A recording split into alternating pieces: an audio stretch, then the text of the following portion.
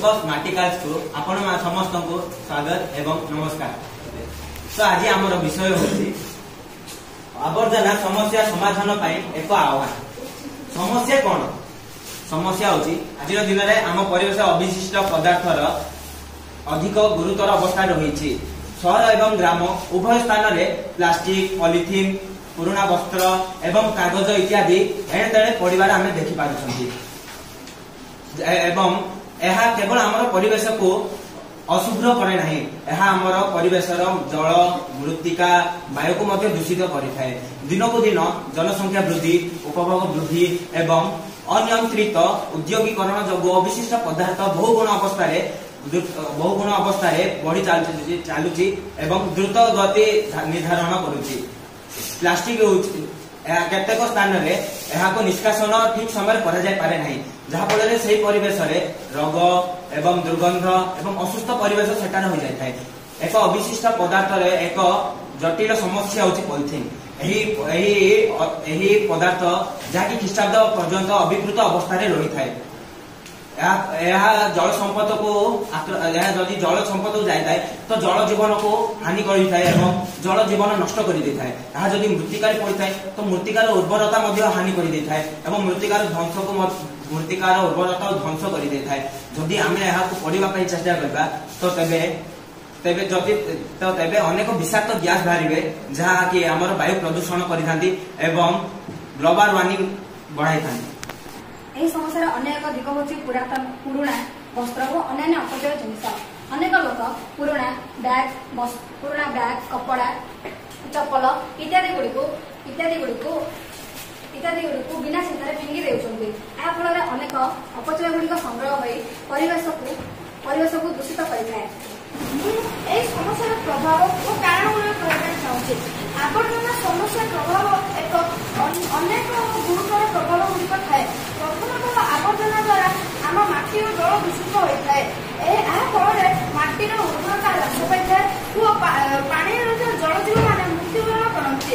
द्वितीय अधिक अड़िया आवर्जना जमा हो भंडार हेले से मशा, माछी भली आदि जीव मैंने बाहर परिवेश अनेक प्रकार रोग पठाई जपरी डेंगू, मलेरिया इत्यादि। तृतीयतः यह परिवेश अधिक आवर्जना होगले जालनी कले वायुमंडल में अनेक विषाक्त गैस मुक्त होता है, जहाँकि वायु प्रदूषण मुख्य कारण होता है। मानव स्वास्थ्य और परिवेश समानता को यही प्रदूषण भंग करें। अधिक अड़िया आवर्जना जमा हेले सहर सौंदर्य ह्रास पाए और पर्यटन उन्नति बाधा प्राप्ति होता है। अधिक आवर्जना जमा हो जाए फल निष्कासन पथ और नाली जमा हो जाए, जहाँकि वर्षा दिन जल जमी एक मुख्य कारण समस्या मुख्य कारण होता है। यही सब समस्या प्लास्टिक आवर्जना एक मुख्य चिंतार विषय कर समस्या गुड़िक बढ़ार मुख्य कारण गुड़िक है लोक असचेतनता, अधिक प्लास्टिक अनियंत्रित भाव प्लास्टिक और अजीवर प्रयोग, लोक असचेतनता, जनसंख्यार वृद्धि, शिल्पीकरण, शहरीकरण इत्यादि। केतेक लोक निज घर और समाज सामान गुड़िक किसी न भावी रास्तार फोपाड़ी दौरान पुनः चक्रीकरण, पुनः व्यवहार, संस्कृतिर अभाव यार मुख्य कारण होता है। सरकार नियंत्रण, सफासुतार अभाव समस्या को बहुत गुरुतर कर समस्यार समाधान अवशिष्ट पदार्थ समस्यार सफल समाधान पर समस्त सहयोग आवश्यक तथा सरकार, शासन और शिक्षानुष्ठान साधारण नागरिक प्रथमे आमे आम दिननिशी जीवन में तीन आर नीति को अनुसरण करने उचित तथा रियूज, रेड्यूस, रिसाइकल। यही सरल नीति आम परिवेश को शुद्ध और सुस्थ रखिबारे साहाय्य करे। प्लास्टिक अवशिष्ट को कमाइबा पाई आमे प्लास्टिक बोतल बैग को व्यवहार करने को बंद करी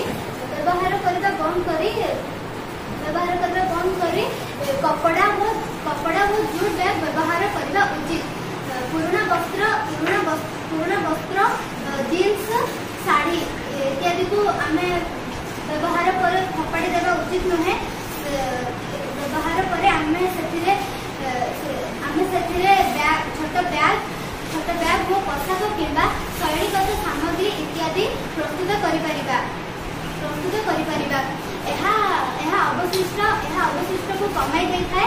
अर्थनैतिक दिगरे मध्य यह बहुत उपकार लाभ होता है। विद्यालय व महिला मंडल यही प्रकार उद्यम आरंभ करी अन्य माननकु प्रेरणा दे पारिबे। प्लास्टिक व अन्य अवशिष्ट पदार्थ को पुनःचक्रण करी नूतन पदार्थ तैयारी कराଯାଇ पारे। एही ପାଇଁ ସ୍ଥାନୀୟ ସ୍ତରରେ ପୁନଃଚକ୍ରଣ କେନ୍ଦ୍ର ସ୍ଥାପନ ଆବଶ୍ୟକ। ସେଠାରେ ସଂଗ୍ରହିତ ପ୍ଲାଷ୍ଟିକ୍ କାଗଜ ଓ ଧାତୁକୁ ବିଭାଗ କରି ମେଲ୍ଟ କରାଯାଇ ସେଥିରୁ ନୂତନ ସାମଗ୍ରୀ ଯେପରିକି ବାଲ୍ଟି ଚେୟାର ପାଇପ୍ ଇତ୍ୟାଦି ତିଆରି କରାଯାଇ ପାରେ। ଏହା ସହିତ ରାସ୍ତା ତିଆରି କାମରେ ମଧ୍ୟ ପ୍ଲାଷ୍ଟିକ୍ ମିଶାଇ ନୂତନ ପଦ୍ଧତି ଗଢ଼ି ଉଠୁଛି ଯାହା ପରିବେଶ ସହିତ ସଂଗତିପୂର୍ଣ୍ଣ। ସମାଜରେ ଜନସଚେତନତା ବଢ଼ାଇବା ମଧ୍ୟ ଏକାନ୍ତ ଆବଶ୍ୟକ। ବିଦ୍ୟାଳୟ କଲେଜ ଓ ସମାଜ ସଂଗଠନ ଅବଶିଷ୍ଟ ପରିଚାଳନା ଉପରେ ସେମିନାର